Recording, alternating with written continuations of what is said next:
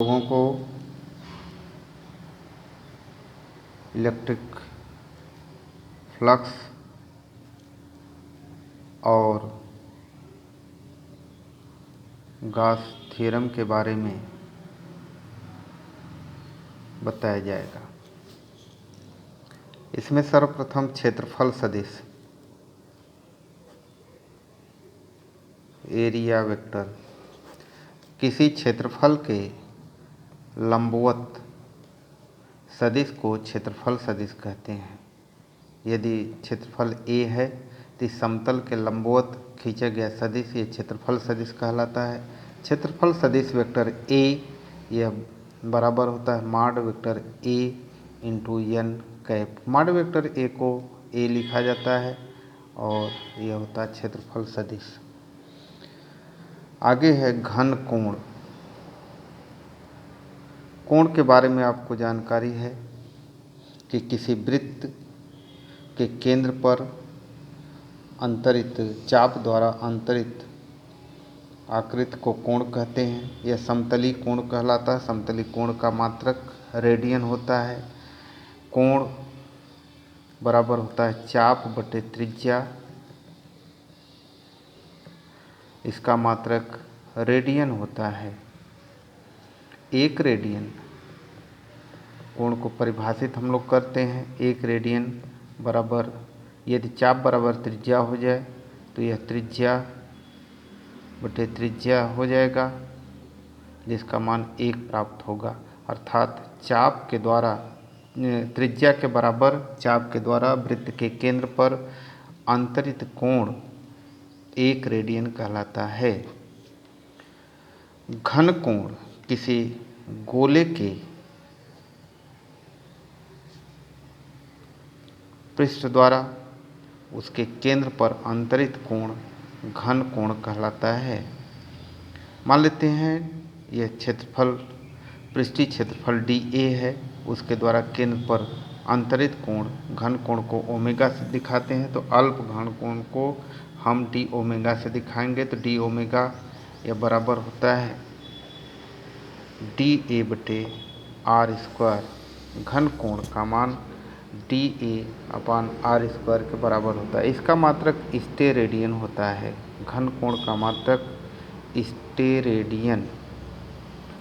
यदि dA बराबर r square हो जाए तो d ओमेगा बराबर 1 स्टेरेडियन होगा। एक स्टेरेडियन वह घन कोण है जो गोले की त्रिज्या के वर्ग के बराबर पृष्ठीय क्षेत्रफल द्वारा उसके केंद्र पर अंतरित होता है। यदि यह किसी कोण पर हो तो क्षेत्रफल अगर कोण पर लिया जाता है तो d ओमेगा का मान dA cos theta upon r square के बराबर होता है, जिसको हम सदिश रूप में इस प्रकार भी लिख सकते हैं dA इंटू n कैप अपान r स्क्वायर। आइए हम लोग देखते हैं वैद्युत फ्लक्स। वैद्युत फ्लक्स या इलेक्ट्रिक फ्लक्स किसी पृष्ठ से गुजरने वाले वैद्युत बल रेखाओं की कुल संख्या को वैद्युत फ्लक्स कहते हैं। इलेक्ट्रिक फ्लक्स ये फाई ई से प्रदर्शित किया जाता है। यदि ई वैद्युत क्षेत्र है तो इसका मान ई डॉट वेक्टर dA के बराबर होता है। यह क्षेत्रफल समाकलन के बराबर होता है। क्षेत्रफल समाकलन vector E dot vector dA।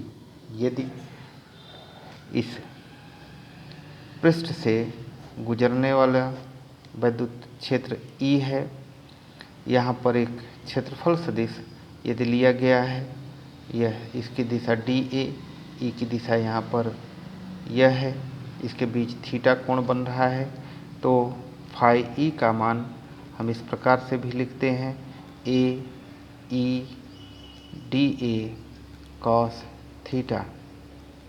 ई को ई cos थीटा नियत है, इसको बाहर निकाल सकते हैं।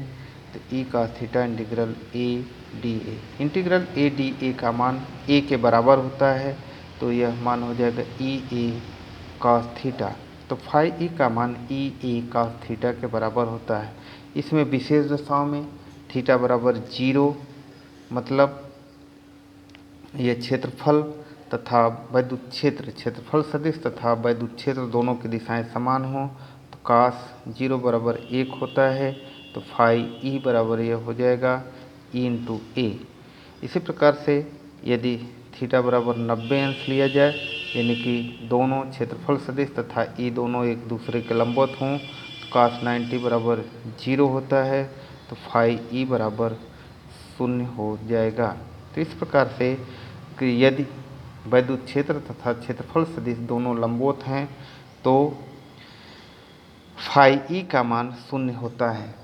आइए हम लोग वैद्युत फ्लक्स का मात्रक एवं बीमा देखते हैं।